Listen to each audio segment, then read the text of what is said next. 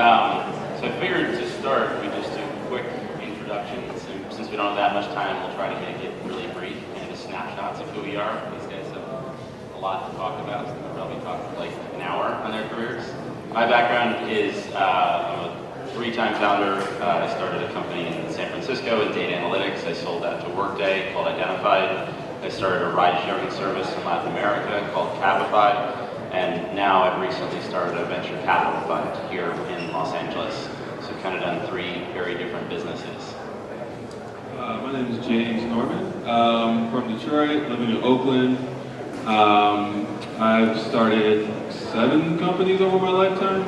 So been doing since I was 16, work in the video space, sold one of my video frameworks to a small cable provider, and currently doing Pilotly, which is an audience intelligence platform for content creators.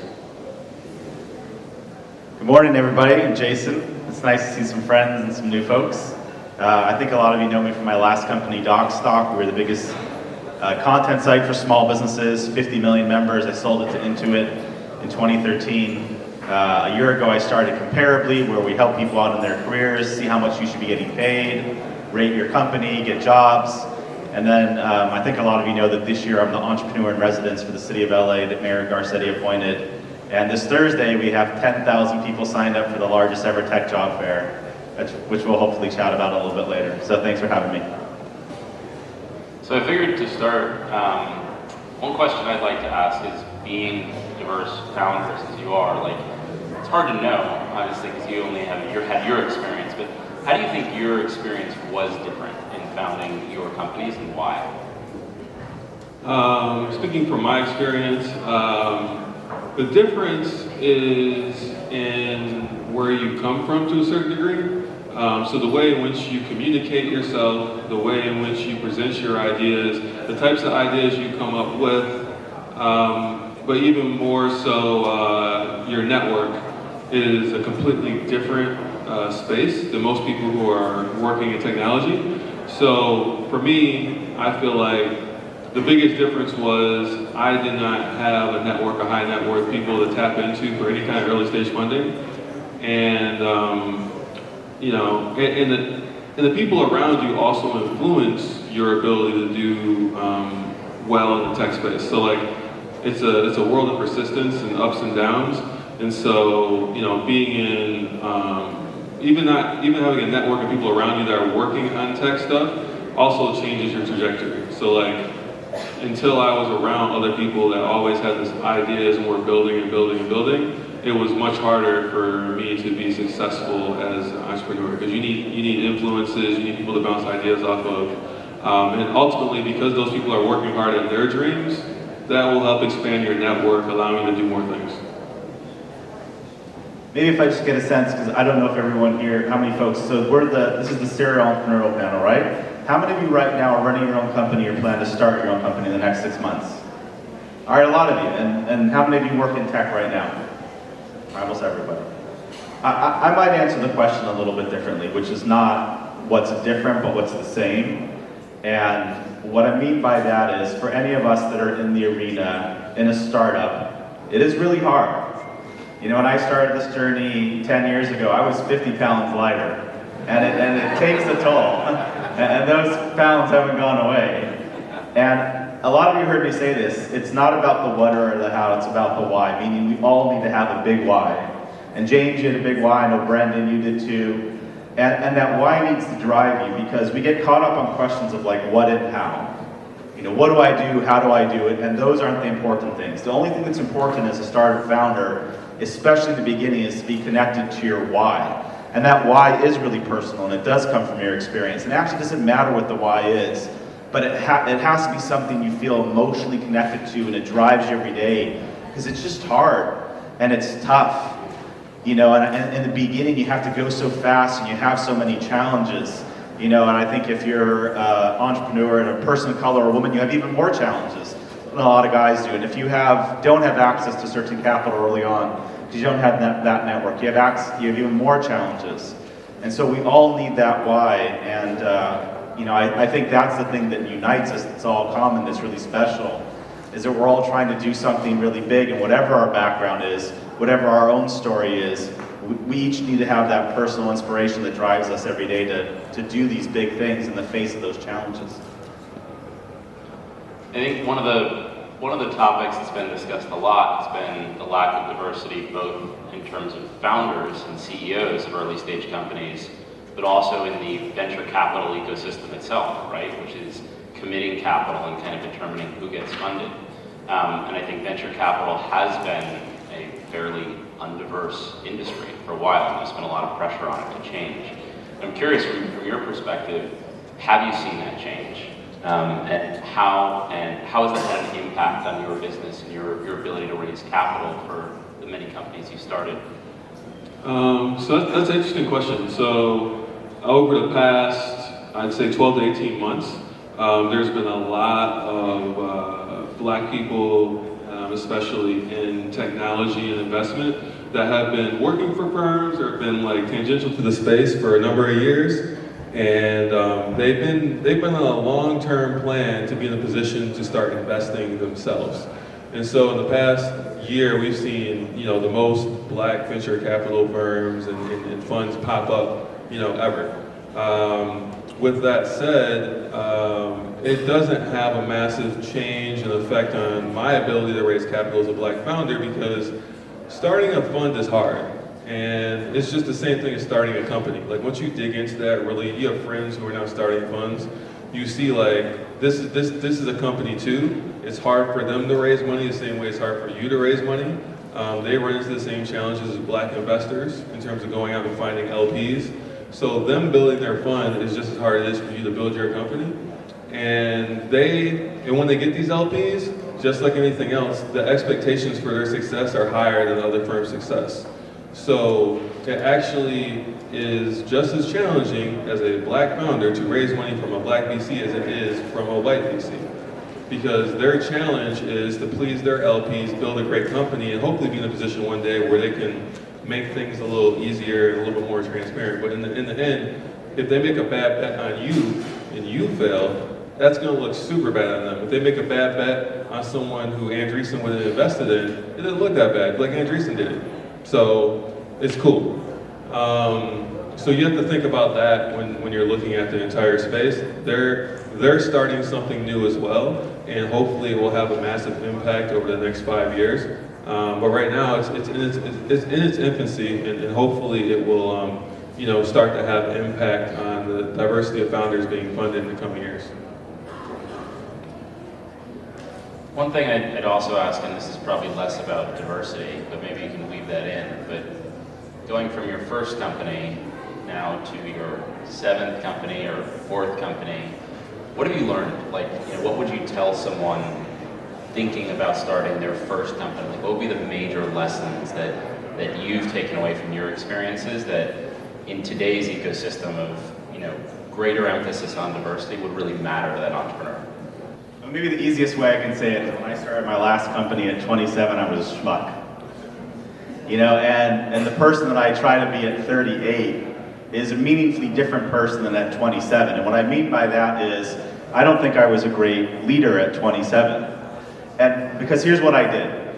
I saved all my charisma, energy, positivity, optimism for the outside world. I saved it for my potential investors and customers and BD partners. And I was working 14, 15 hours a day, as was a lot of the rest of my team. And when I was in the office, I was the moody, curt, harder, sharper-edged version of myself. And the big mistake that I made, in my 20s that I try not to make now is I need to save the best parts of myself, the best parts of me, and all my energy for my team. Because if they're not feeding off of my positivity and optimism and energy, then we're just not going to either succeed as a company or get anywhere near as far as we can. And the advantage of getting to start multiple companies is that running a business is like holding up a big mirror to yourself, where every second of every day, the world's telling you every single thing wrong about you, and you can't get away from that feedback. And for those of you that have any amount of, self-reflectiveness, which I'm sure you all do, otherwise you wouldn't be here, you take in that feedback and you think, how can I get better? And so what you try to do at second or third time is be the better version of yourself. And that's part of the personal journey outside of everything else of entrepreneurship. What you're going to give to the world, what you're going to give to your team, what you try to give back to your investors, you know, what you hope to financially make. It's who you get to become as a person. That's probably the most rewarding thing. And that's the journey that I'm still on, and James, I'm sure you're on as well. Yeah, you said that a lot more elegantly than I could have. But I was... I got the question ahead of time, I was practicing it. But, I would give the exact same feedback. I kind of told him this earlier, like, when I was 27, at the exact same age, I was like this guy who was not, I would literally wake up at 9, first I would run 8 to 8:30, then I could sit down at my desk, I would code till 9:30 at night, or do whatever I'm doing, and then I'd go to sleep. That's my cycle. I wouldn't even leave the building. It was snowing outside in Detroit, so it's like, why am I gonna go outside? So, but at the same time, the other people who were working around me, they weren't working as hard, that's a fact. But the way in which I interact with them and tried to get them to work harder was not effective. Like, I didn't know how to lead. I didn't even think in my head, like, in my mind, you know, I feel like I'm the same as everybody else. So I'm like, if I can do it, why can't you? So this is what I'm doing to do this, why don't you try that? But that's not the facts. Like, you have to realize, like, you are a founder of a company, your passion behind this, your skill set, your overall knowledge base might be completely different than anybody you bring in your company. And so you have to, like, identify a bunch of different personalities, understand how to interact with them, understand how to motivate them. And, like, without that, you really can't see success. You know, it's almost impossible. Like, some people get lucky, they have that first company, and they get enough money in the door, and all the problems that happen, they kind of just fall away over time. There's always going to be problems no matter what. But most times you won't get lucky. So, like, almost everybody has to look at themselves as a serial entrepreneur. Unless you're just willing to just fail and go get a job, you almost all have to kind of start falling into that place, because it's almost inevitable that the first thing you do isn't going to work. And so you're either going to have to pivot, you're going to have to call it quits and have another idea. But you know, if this is truly something you want to do, you have to be on it for the long haul and have that personal growth that he's talking about, because that's what helps you build a better company. And just to add to what Jason said, that running a company kind of holds a mirror up to you. If anyone who's thinking of starting a company, there's an amazing essay written by Andy Dunn, who's the CEO of Bonobos, and it's called "It's All Your Fault."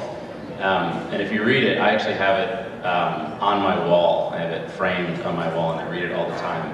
And it's this amazing commentary on how when you're running a company, or at least when I ran my first company, things don't go well, right? Things don't go to plan, you're behind schedule, you can't raise money, there's team drama. And you tend, or at least I did, to blame people. It's their fault, it's my investors' fault, it's the investors who won't give me money, it's the employees who won't work the way I want them to, it's the customers who don't buy the product because they're stupid, right? You blame anyone and everything.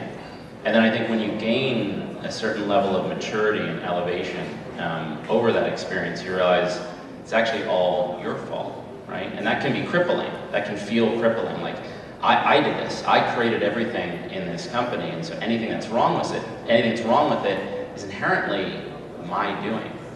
But in some ways, that's actually the most liberating thing, because you have this ability to improve and to learn and to kind of look back on your historical self and see it very objectively and see how you can improve. And I think as founders, it's really important to have that objectivity, because in the moment, things can feel so stressful and so mired in like emotion that it's very hard to have that. But it's a great blog. I would encourage anyone who's thinking of starting a company to read it.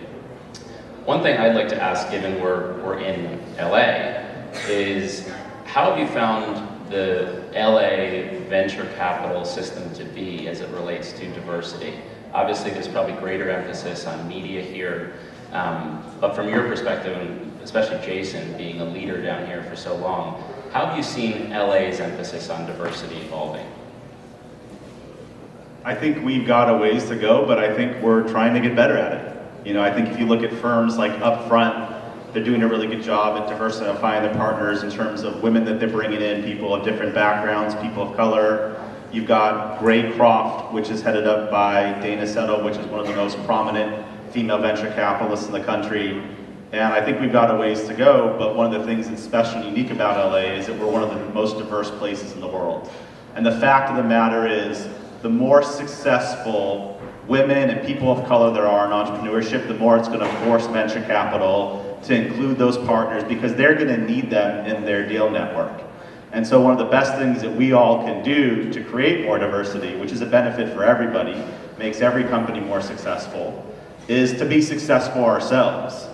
You know, so we should focus on, hey, let's change it from the top down, but also you all being successful in your companies, pursuing your dreams. Don't ask for permission, ask for forgiveness. Do whatever it takes legally and ethically to become successful, break through every wall, and your success is what's going to change everything. And you know, I was telling you, Jay, I started in LA Tech in 2006, and I was invited to a dinner with a group of 15 other founders then, and it felt like we were, you know, a third of the entire tech community. And I can't even keep up with what's going on in LA. I invest and advise in a lot of companies. It feels like every week, dozens of new companies are getting started. And I think a lot of you know, this Thursday with the mayor, we're putting on the largest ever tech job fair. We have 10,000 people signed up. And we have 250 companies there. SpaceX, Tesla, Snapchat, Tinder, every big LA tech company. And to see the diversity of female founders and people of color starting those companies, we definitely wouldn't have had that 10 years ago. So I think we got a ways to go, but I think something that's special about Los Angeles is this is a place where people come to pursue their dreams. We are a melting pot of lots of different cultures, and I think everybody here really roots and cheers on for each other's success. And so let's just keep moving things forward. Yeah, I think that's a good way to put it. Like, LA is a place where people come to live out dreams. Silicon Valley is a place that has created dreams, but people didn't really go there to live them out like I did, because, you know, that's the place where I could go to build a network. But this whole Silicon Beach thing started like five to 7 years ago. You know, it's all new. It's being built from the ground up, really. And we live in a more diverse world today than it was back in the 50s and 40s and stuff, when Silicon Valley was kicking off what they're doing. So, you know, when Silicon Valley started, it was not inclusive. It was not a thing. You know, people were still drinking from different water fountains and stuff. So Silicon Beach started in a new era. And as a founder who has been out raising money, I definitely was able to get more meetings here, even people who I didn't know, because their deal flow was so little, and they were so interested in what is this guy doing and how did he get down here, that they'll have a meeting with you. And I think, while I'm not seeing a ton of capital deployed at the early stage level where a lot of you guys are at, I think as you grow your company, there will be a lot of opportunity, and hopefully more pre-seed people come into the space.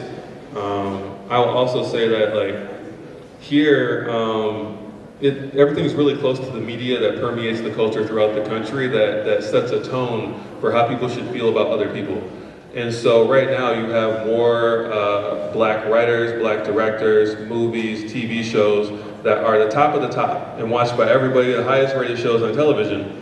And that has an effect on how people see you. Because you walk in here, like, that guy looks like money. You know, like, show, like, I'll go to Fox and they'll be like, Empire is the greatest thing to happen to them since A Living Color. And so I can walk in that room and they'll be like, oh damn, maybe he has that juice. You know, like, if you speak to them right and you're presenting things in their language and you're connecting with them, they'll be like, he has that juice, I need to talk to him. Like, so you can actually be a benefit here. That's not the same as Silicon Valley. So I think here there is an opportunity to connect with people in a different way, just based on how the culture is set up.